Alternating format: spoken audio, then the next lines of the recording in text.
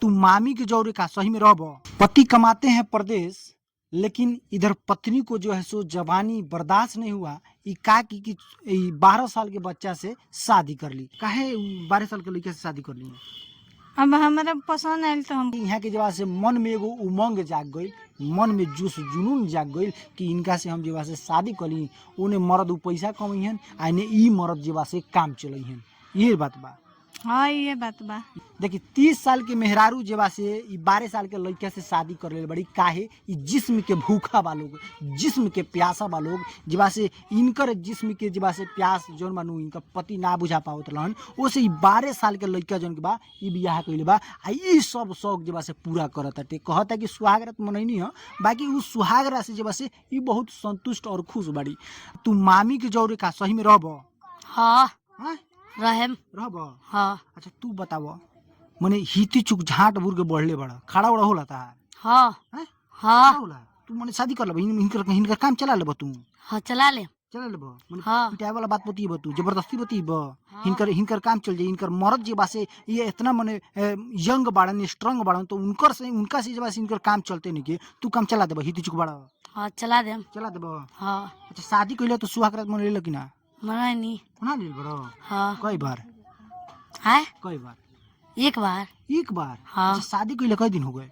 2 दिन। 2 दिन। देखी शादी कइले इनकर जेबा से 2 दिन हो गई। सुहाग रात जेबा से एक बार मना लेल बड़ा। अच्छा रउआ बताई, इन जब सुहाग रात रउआ सबन के मनल त का इनका सुहाग रात मनैले से रउआ संतुष्ट बानी कि ना? खुश बानी हम। खुश बानी नु? देखी इहे खुशी जेबा से यहाँ के उ पति ना दे पावत रहनी, उ तो खाली पैसा देत रहनी कमा कमा। जेबा से यहाँ के ई खुशी चाही जौन खुशी ई देता रहनी। का सही बात बनू? सही बात बा।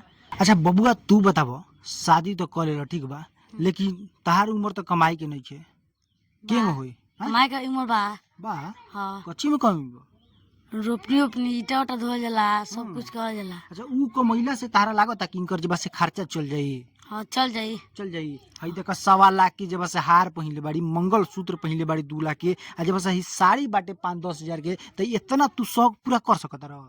ई हम ही देले बनी। तू ही देले बड़ा? हाँ। से लेकमी के उठलाली इतना बढ़िया बढ़िया सिंदूर है सब तू ही देले बड़ा? हाँ हां हाँ। ऊपर ये ईटा ढोके।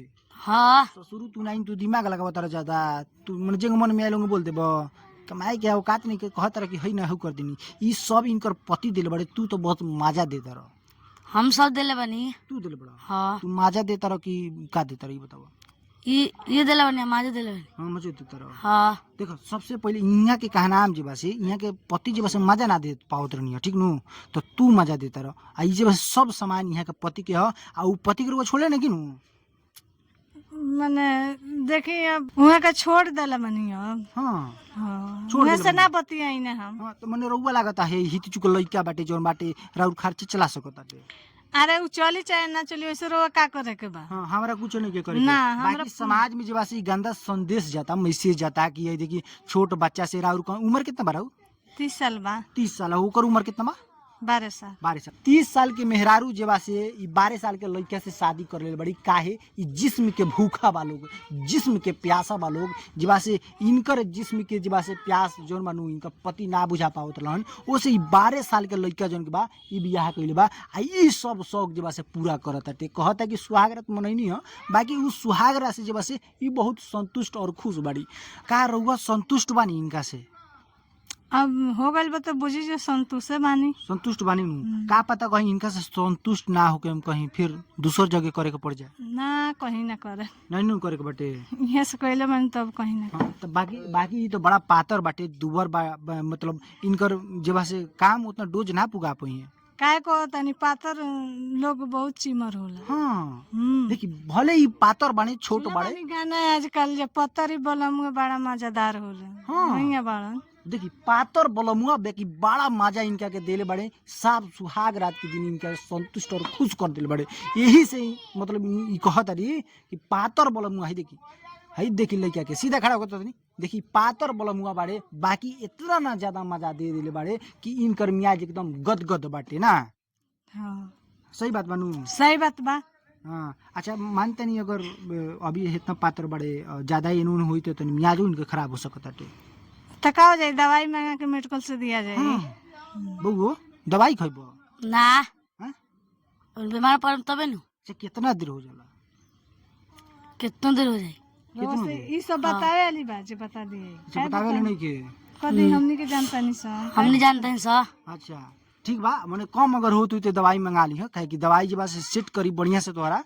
रउआ सबन ई वीडियो तो देखिए लेनी, बाकी रउआ सबन से निहोरा बाटे है कर जोर के निहोरा, बाकी रउआ सबन ई छिनरपन में मत पड़े। ई सब जे बा से काम मत करे कि हई बताइए बड़ा माने देखी का सिचुएशन बाटे जे बा से हई छोट लइका बाटे, हई मोट मेहरारू बाड़ी, हई दुनु जना जे बा से शादी कइले बालो, तो ऐसा रउआ समन के नइखे करके चली। यहाँ तक देखे खातिर बहुत बहुत धन्यवाद। बाकी मिलता है नेक्स्ट वीडियो में, तब तक के लिए जय हिंद जय बिहार।